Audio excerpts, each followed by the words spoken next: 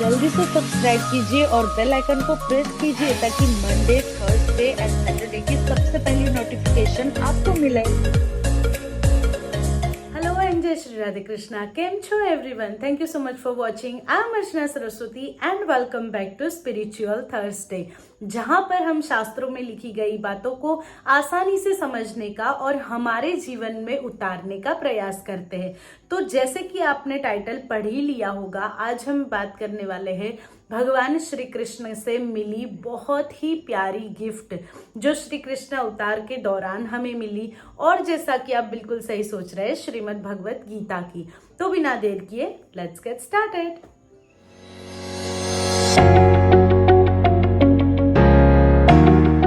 श्रीमद् भगवत गीता, कौन नहीं जानता उसके बारे में, कौन नहीं मानता उनके सिद्धांतों को। जिसने किसी ने भी श्रीमद् भगवत गीता का अध्ययन कर लिया, जिसने किसी ने भी श्रीमद् भगवत गीता के सिद्धांतों पर अपने जीवन को चलाया, वो सच में परमात्मा को प्राप्त हुए। उन्होंने अपने जीवन को बहुत ही अच्छे से जिया। ज्यादा जरूरी ये है कि हम जीवन को बहुत ही अच्छे से जिए। ज्यादा जरूरी ये है कि हम परमात्मा की बनाई हुई इस सृष्टि का सम्मान करें। ज्यादा जरूरी ये है कि हम उनके ही बताए हुए मार्ग पर चलें। श्रीमद् भगवत गीता कोई ऐसा वैसा ग्रंथ नहीं है। उनमें 18 योगों की बात कही हुई है। 18 रास्ते, योग। पता है, जब हम कभी किसी व्यक्ति से अचानक से मिल जाते हैं तो हम कहते हैं ना कि योगानुयोग आपसे हमारा मिलना हो गया, और हम उसको एक योग कहते हैं कि वो भगवान का बनाया हुआ योग है। वो जो आसन वगैरह जो करते हैं योगा, वो एक अलग चीज है और ये योग एक अलग चीज है। यानी कि परमात्मा से मिलने के 18 रास्ते, 18 योग बताए गए हैं, और हर एक योग बहुत ही ज्यादा सिद्धांतवादी है, लॉजिकल है। उसमें ऐसी ऐसी बातें बताई गई है जिसको हम कभी नकार नहीं सकते। पहला योग जो है वो है अर्जुन विषाद योग। अगर अर्जुन की तरह रोना भी आ गया ना, तो यकीन मानिए भगवान से हम दूर नहीं। चीजों के लिए तो हम भगवान के सामने बहुत रोते हैं, जैसे हे भगवान हमें ये दिला दो, हे भगवान हमारा इतना दुख दूर कर दो। ऐसी सारी बातों के लिए तो हम परमात्मा के सामने रोते ही रोते।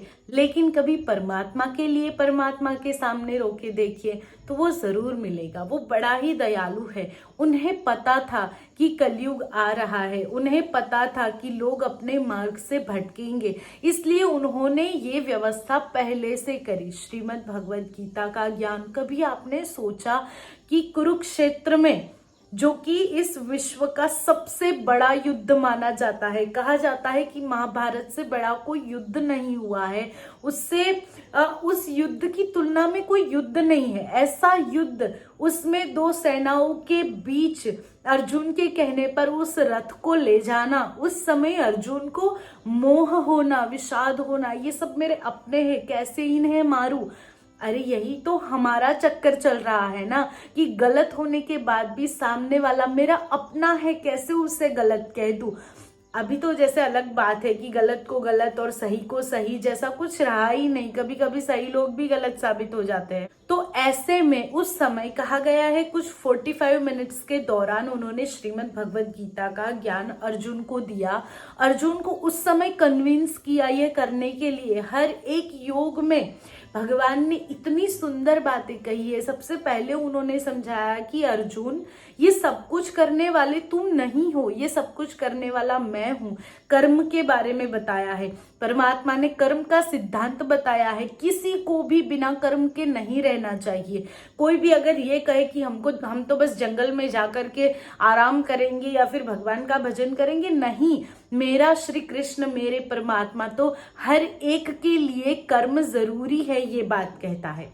चाहे वो योगी हो, ज्ञानी हो, सन्यासी हो, गृहस्थ हो, कोई भी हो, उस सभी के लिए उनके योग्य कर्म जरूरी है। सभी के लिए उन्होंने वो किसको क्या कर्म करने चाहिए ये भी बताया है। भक्ति योग बताया है। क्यों भक्ति भी जरूरी है? अरे भगवान ने तो यहाँ तक बता दिया है कि अगर कोई मेरी भक्ति करते करते उसका इस संसार से लेन देन पूरा हो जाए, वो इस शरीर को छोड़कर चला जाए, उसकी मृत्यु हो जाए, तो वो उसे दूसरा अवतार ऐसा देता है, ऐसी अनुकूलता वाला देता है कि वो अपने अधूरे काम को पूरा कर सके। और हम ऐसे मूर्ख है मनुष्य जो ऐसा कहते हैं कि हम पुनर्जन्म में विश्वास नहीं करते।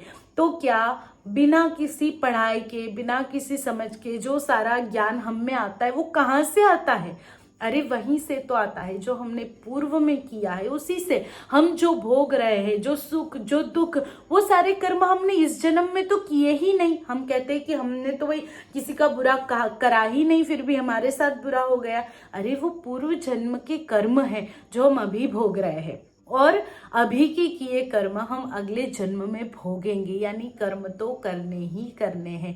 स्वयं परमात्मा ने जब कर्म का फल भोगा है तो हमें तो भोगना ही है। उसी प्रकार से ज्ञान विज्ञान योग बताया है, जिसमें भगवान ने पूरी लॉजिकली, उन्होंने अपनी सृष्टि में अपना अस्तित्व बताया है, उन्होंने उनकी दुनिया कैसे चलती है वो सब कुछ तो बता दिया है। आखिर में जब अर्जुन नहीं माने तो विराट स्वरूप का उन्हें दर्शन कराया है। इतनी सुंदर ये श्रीमद् भगवद गीता है।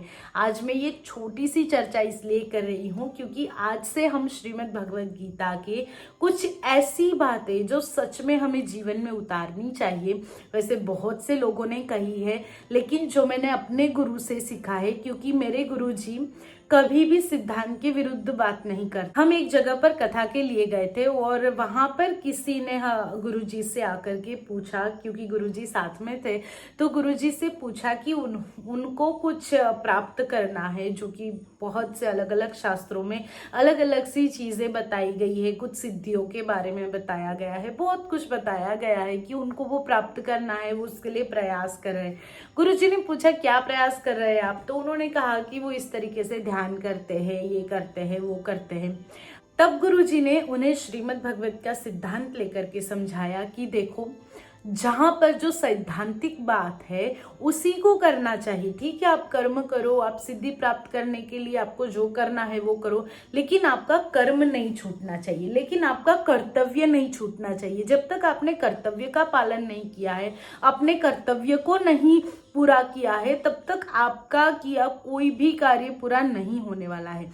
दूसरी बात मैं यही कहूँगी कि हर एक जो सन्यासी होते हैं, क्योंकि मैंने अपने गुरु को देखा है इसलिए मुझे पता है कि जो भी सन्यासी होते हैं या फिर मेरे गुरु जो है, वो कई लोग ऐसा कहते हैं कि सन्यास लेने के बाद वो तो अपने परिवार को भूल जाते हैं या छोड़ देते हैं और वो हमें सिखाते हैं कि हमको क्या करना चाहिए, लेकिन ऐसा नहीं होता। ये सभी योग भ्रष्ट जीव होते हैं और वो अपने कर्म बंधन को, अपने कर्मों को पूरा करने के लिए यहाँ आए हैं, लेकिन फिर भी वो संन्यास लेने से पहले अपने पूरे परिवार का पिंडदान वगैरह सब कुछ करते हैं। उसकी एक विधि होती है और वो उनके ऋण से मुक्त होने का प्रयत्न करते हैं और वो स्वयं इस बात को स्वीकारते हैं कि जो भी कर्तव्य है वो उन्हें करना है, लेकिन माता पिता गुरु बांधव इन सबके, खास करके माता पिता के ऋण से वो कभी मुक्त नहीं हो सकते। इसीलिए वो इस बात का ज्ञान सभी को देते हैं कि भगवान ने स्वयं कहा है कि माता पिता के ऋण से कोई भी मुक्त नहीं हो सकता।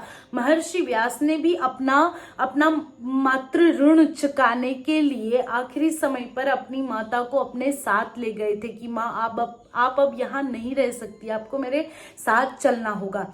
वो समय कुछ अलग था, बीच का कुछ समय आया जो अलग था कि किस तरीके से संन्यास मार्ग में लोग आए, वो एक अलग समय था। अभी का जो समय है वो अलग है। जैसे कि मैं इस मार्ग में जा रही हूँ, पूरी समझदारी से जा रही हूँ। दोनों रास्ते जो कि सांसारिक मार्ग है, संन्यास मार्ग है, भक्ति का मार्ग है, दोनों की जो डिफरेंसेस है वो सब कुछ समझते हुए जा रही हूँ। तो अभी का ये रास्ता अलग है, उस समय का रास्ता अलग था। शायद उस समय इतना नॉलेज नहीं था, शायद उस समय उतनी बातें नहीं थी, तभी तो उस समय कहते थे ना कि ऐसे पुत्रों को जन्म देना चाहिए, या तो वो भक्त हो, या तो वो दानी हो, या तो वो शूरवीर हो। ऐसा कहा जाता है कि ऐसे पुत्रों को माता को जन्म देना चाहिए। उन्हीं में से एक ये सन्यासी भी होते हैं, उनका होना भी ज़रूरी है। नहीं तो आप सोचिए कि अगर इस संसार में सन्यासी नहीं, या फिर कोई संत नहीं है, या फिर कोई धर्माचार्य नहीं है जो कि धर्म का प्रचार प्रसार करते हैं, वो नहीं है, तो हम में से कौन है जो मंदिर जाएगा? हम में से कौन है जो भगवान को मानेगा? ये सब वो हमें समझाते हैं। सुन सुन के हमारे किसी भी दुख के समय में, किसी भी समय में, किसी भी तरह हम अच्छे कर्म करते हैं, परमात्मा की तरफ जाते हैं। और अगर कोई ये कहता है कि हम भगवान में नहीं मानते, तो वो सबसे बड़ा मूर्ख है। और वो इसलिए क्योंकि जिन परमात्मा ने ये सृष्टि हमारे लिए बनाई है, जिन परमात्मा ने ये शरीर हमें दिया है, उनको ना मानना वो सबसे बड़ी मूर्खता है।